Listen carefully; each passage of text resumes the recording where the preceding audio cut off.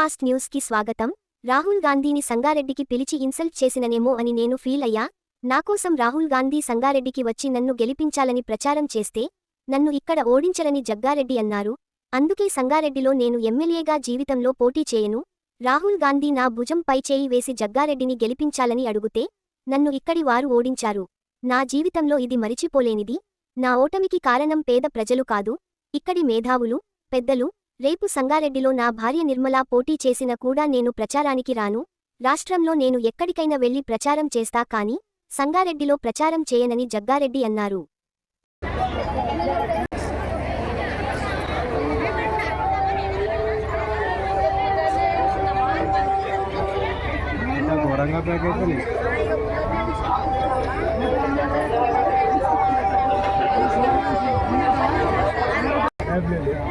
ఎక్కడ ప్రమాదం అయిందంటే, నేను 2014 ఓడిపోయిన తర్వాత హరీష్ రావు మినిస్టర్ ఉన్నాడు, ఇక్కడ టీఆర్ఎస్ ఎమ్మెల్యే ఉన్నాడు.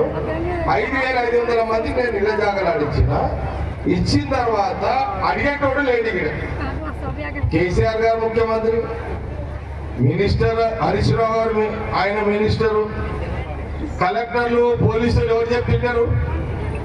కేసీఆర్, హరీష్ రావు, ఈడెవరు టీఆర్ఎస్ ఎమ్మెల్యే చెప్పి తింటారు. జగ్గారెడ్డి ఎమ్మెల్యే లేడు, నాకు ఈయన పవర్ లేదు కదా, నాకు ఈయన లేదు, నా దగ్గరనేమో సీటు లేదు. ఈ మోకల వాళ్ళు ఏం చేశారంటే, ఈ తొగర్పల్లిలో మీకోసము అలియాబాద్ తొగర్పల్లిలో తీసుకొచ్చిన భూమి 200 ఎకరాల భూమి రైతులకు డబ్బులు ఇచ్చి పక్కకు పెట్టించిన ఆ భూమిని వీళ్ళేం చేశారంటే, వాళ్ళు వేరే ఆఫీసులకు నేను లేను కదా, చాలా మంది పట్టా సర్టిఫికేట్ ఇచ్చిన వాళ్ళు తొగర్పల్లికి అలియాబాద్ పోయిన తర్వాత హరీష్ రావు మినిస్టరు, ఇప్పుడు మీ ఎమ్మెల్యే టీఆర్ఎస్ అయినా ఉన్నారు, అప్పుడు కూడా ఆయనే ఉండే. ఆయన పోలీసు వాళ్ళని పెట్టారు, అందరినీ ఇలగొట్టించేసి నేనేం చేయలేని పరిస్థితులు నేనున్నా. 10 ఏళ్ళు అయిపోయింది కదా. ఈ 10 సంవత్సరాలు కేసీఆర్ గారు ముఖ్యమంత్రి, హరీష్ రావు గారు మినిస్టరు, ఈ జిల్లా సంగారెడ్డి మొత్తము టీఆర్ఎస్ ఎమ్మెల్యే వాళ్ళ చేతిలో ఉన్నారు.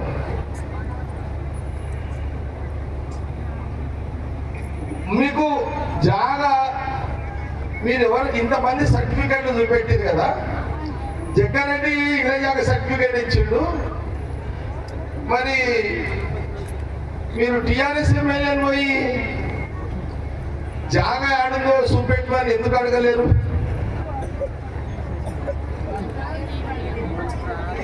లేదు అది ఆగో, అది చెప్పింది అడగలేరు కదా. అచ్చా, మొన్న టీఆర్ఎస్ వచ్చినప్పుడు మొన్న ఎలక్షన్ లా ఈ సర్టిఫికెట్ ఉన్న వాళ్ళు అందరూ లేదు, అసలు సర్టిఫికెట్ లేని వాళ్ళు కూడా మొన్న మీరు వచ్చినప్పుడు మాకు ఇళ్ళ జాగా లేదు, నెలకి కిరాయిలో చెప్తున్నారు సార్. ఎంతమంది కిరాయినాలు ఉన్నారు? తిప్పుగా ఇప్పుడు తిప్పుకోండి.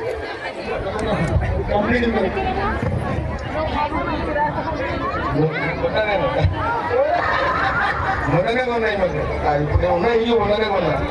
నేను 22 సంవత్సరాలు ఉన్నా కదా ఇల్లు, నేను 22 సంవత్సరాలు ఆ ఇంట్లో కిరాయికి ఉన్నా. మొన్న నా కూతురు పెళ్ళినప్పుడు పైసలు ఇచ్చి కొనుక్కున్నా, నేత 30 లక్షలు ఇచ్చి కొనుక్కున్నది. ఏది రామ్నగర్ది 22 సంవత్సరాలు నెలకు ఎంత కిరాయి? 3,000 కిరాయి కట్టే నేను ఉన్న ఇల్లు. అదంతా మస్తు వచ్చినా కానీ చెప్తున్నట్టు. అయితే కిరాయి ఎంత అయిందా? ఎంత కిరాయి కట్టిరు నెలక? రైట్, నెలకు 5,000 రూపాయలు కిరాయి కట్టాడు. ఏమేను సంవత్సరానికి ఎంత అయింది? ఎంత అయింది? 5 ఏళ్ళకి ఎంత అయింది? ఏమ్మా అంటే మీరు ఎవరు ఓట్లు వేసినా ఏదని అడుగుతలేను, మీతో మాట్లాడుతున్నా మనసు విప్పి. ఏం చెప్తున్నంటే, నెలకు 5,000 కిరాయి కడుతున్నారు, సంవత్సరానికి 60,000 అవుతుంది, 5 ఏళ్లకు 3 లక్షలకు మీకు కిరాయి అవుతుంది. మీరు ఓటేసేటప్పుడు ఆడోళ్ళంటే మన తెలంగాణ అక్కలు ఉంటుందని అంటారు. అంటే ఆడ ఆమెనే ఇల్లు నడుపుతుంది అని మన అంతే కదా.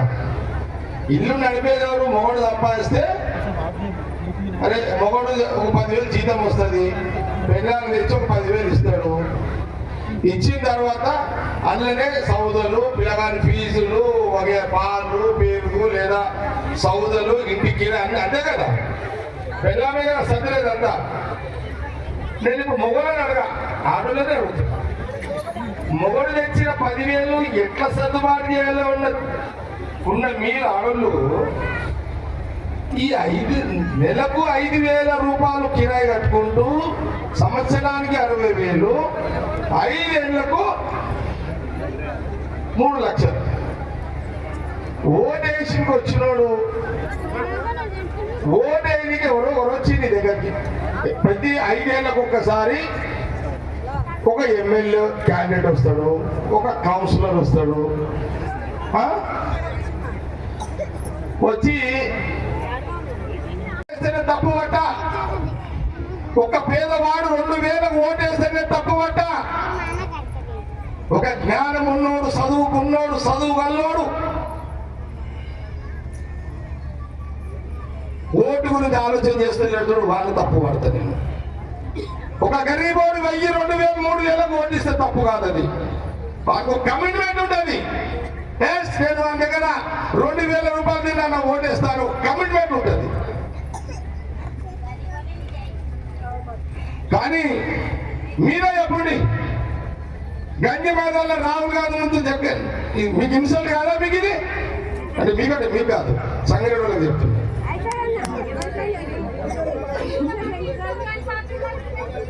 ఫ్లాట్లకు దీనికి సంబంధం లేదు. మళ్ళీనండమ్మా, ఫ్లాట్లకు దీనికి సంబంధం లేదు. మళ్ళీ మనం ఫ్లాట్లప్పుడే కలుస్తాం, అది వేరు. కానీ కొంత అనుకోకుండా మైండ్లో ఉందని చెప్పేసిన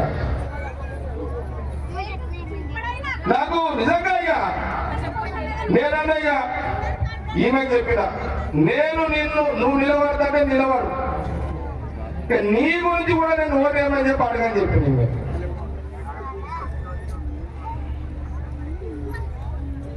నేను రాష్ట్రంలో ఎవరైనా కాంగ్రెస్ ఓటేయని అడుగుతా. ఇప్పుడు మీరు మున్సిపల్ చైర్మన్ క్యాండిడేట్ అన్నాడు, అరే నీకు నేను ఓటేమని చెప్పి అడగనని చెప్పిన. చెప్పినా ఇక మీరు మున్సిపల్ చైర్మన్ చేస్తారా, మీరు ఓడ కొట్టుకుంటారా, మీ ఇష్టం. అరే మేము చెప్పిన అదే నేను నీకైతే ఓటేమని చెప్పాడుగా. నీకు 38 వార్డులలో 25 మంది వార్డులు నేను గెలిపిస్తే నువ్వు చైర్మన్ గా. ఇక నేను నీకోసం నేనైతే ఓటు అడగా. ఈమె ఎమ్మెల్యే నిలబడ్డాడుగా, మరి చైర్మన్ గారు అడగా. సేటు కథ చెప్పిన, రవి కథ చెప్పిన, అందరి కథ చెప్పిన, ఇరున్న వాళ్ళందరికీ. ఎందుకు నన్ను మీరు రాహుల్ గాంధీ, మీరంటే మీరు కాదు, మీరంటే మీరు అనుకోకూడదు, సంగారెడ్డిలో నన్ను నా ద్వారా మీరు రాహుల్. మీకు ఒక సంగతి చెప్పాలా, ఒకరోజు ఢిల్లీలో ఒక మీటింగ్ అవుతుందట. అయిపోయాడు, वो कोमटिरेड्डी बन गया, मिनिस्टर बन गया. अरे कोमटिरेड्डी गెలిచాడు, मिनिस्टर అయ్యాడు. अरे वो राहुल का रेड्डी हार गया, वो कैसा हुआ? అర్థమైంది ఎవరైనా?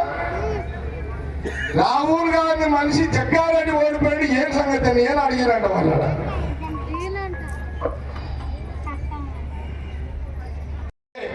हर एक गरीब पब्लिक को वो घर के लिए एक प्लाट जरूर देंगे हम, तो पक्का, ये तो कोई शक नहीं है इसमें. तो కాబట్టి చాలా ఓపికతో మీరు విన్నారు, చాలా ఓపికతో మీరు చూసిరు.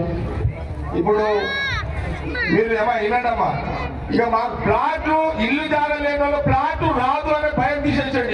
ఇక మీరు ఇంకొకటి, మీరు లేనోళ్ళు కూడా ఉంటే కమిషనర్ కి అప్లికేషన్స్ ఇవ్వండి అమ్మా. నేను మున్సిపల్ కమిషనర్ కి చెప్తా, ప్లాట్లు ఇప్పుడు కాదమ్మా, ఇప్పుడు అంతా వాళ్ళు నేనేనమ్మా. మీరు ఎప్పటి నుంచి దరఖాస్తులు ఇవ్వాలో నేను మళ్ళీ ఆటోలో ప్రచారం చేస్తాను.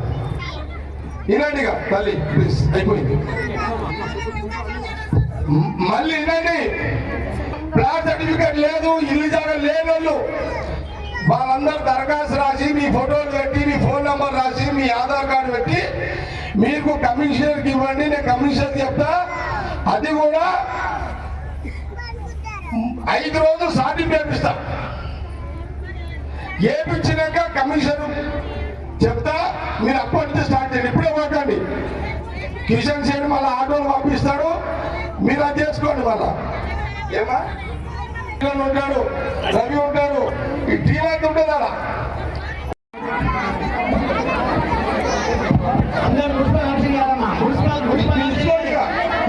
ఇప్పుడు ఏం లేదు, ఎవరికి లేదు, వీడు ఎవరికి ఇవ్వకండి, ఎవరికి లేదు, ఎవరికి లేదమ్మా, ఇష్టపడ్డారు సార్. ఎవరికి లేదు. మీ పట్టకాలం